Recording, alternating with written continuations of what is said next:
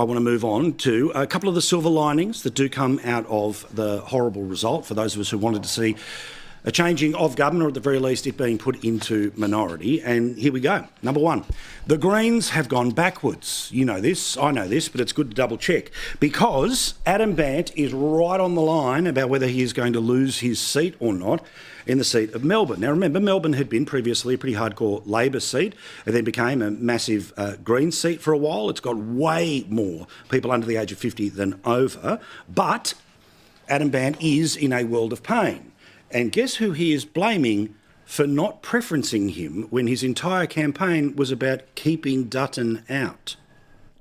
A number of the lower house seats, of course, are now three-cornered contests, and so when there is a big shift from Labor to Liberal, from Liberal to Labor, it has flow-through consequences. Yeah, Wow.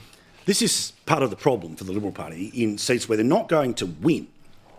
Do they make the decision to preference the Greens to deny the Labor Party a seat, or do they preference the Labor Party, who of course end up getting a seat and growing their seat count over the number that the coalition is trying to get at an election?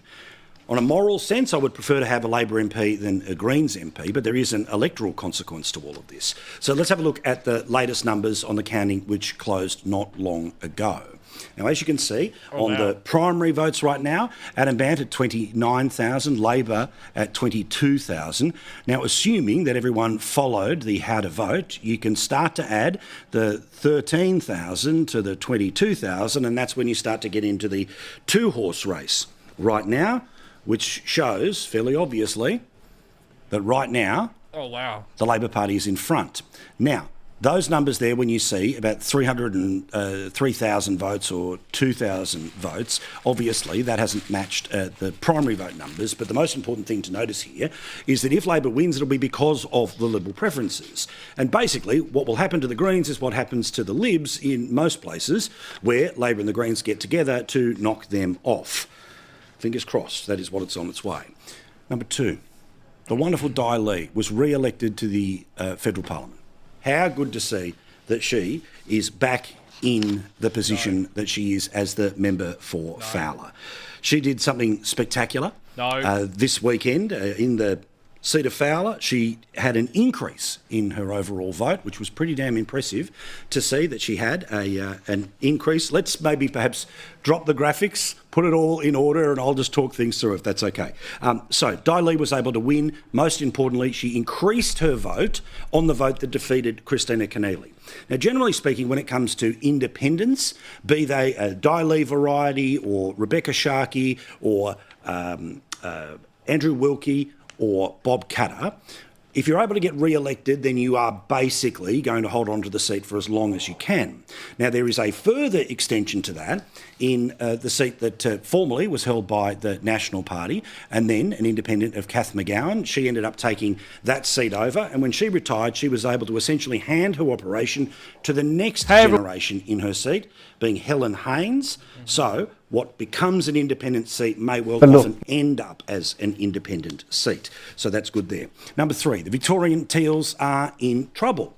Latest numbers tonight are fascinating to watch, where you can take your pick here, where Zoe Daniel looks like she is currently less than 100 votes in front of Tim Wilson. The postal votes, which generally skew very pro-Labor, very pro-Liberal, might be the big difference there. Monique Ryan, who was celebrating things on Saturday night, she's now turning around and saying this thing is back into the too close to call category. Good to see, fingers crossed, but expect the worst and be surprised if anything else happens. We'll see what happens, whether the Victorian Teals are going to suffer. Clive Palmer is promising to go away from Australian politics. The polite spin on it is that he says he's too old to be involved in politics anymore. We all know the ads, we all know the text messages, and we all know what the result was. Less than 2% of the vote. Now, I've got plenty to say about some of the behaviour of some of the people and how they have reacted, but let's focus on what the money man says behind all of this. I'm 71 and I'm getting too old for politics. I'd rather spend my time helping out tens of thousands. What do you guys prefer? Do you guys prefer the Greens winning their seat? Or do you prefer Labor, like, not having a chance? Just curious, right in the comment section. That are homeless and hungry in this country, and that's why I've donated $5 million to Food Bank. And like or loathe Clive Palmer, I absolutely admire that of all of the people that were in this election, he was the only one consistently talking about that problem of too many people, more than 3 million households, so multiple people on top of that, who, of course, run out of food by the end of each and every week. He didn't just talk about it, he just run on it, he put some money into it, and he now says that his future is in philanthropy.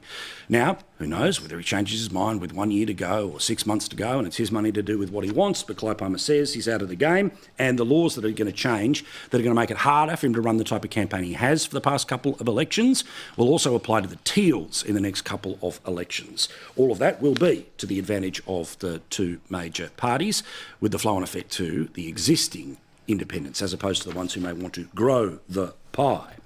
And the fifth most interesting thing, and it is a silver lining, but it isn't a full silver lining yet. It is just the faint outlines of one, but still. There is a chance Jacqui Lambie's going to lose her seat. If she does, she'll be losing it to Lee Hansen. Lee Hansen's lived in Tasmania for a long time, but obviously has only put her hand up in politics and in a political sense in the past few months. Jacqui Lambie's vote comes from the north of Tasmania, and her vote, according to the latest numbers, was down at the last election. This election just gone. Oh, wow. The One Nation vote, it was up, and basically it's Lambie 6.9% to One Nation's 5.3%. But why is there a chance Jacqui Lambie loses her seat? Well, as you'll see, at that number there, the quota, all right? So you get 1 seat, point, how much is left over, okay? So you will see there that the number for the Liberals is currently at 1.5.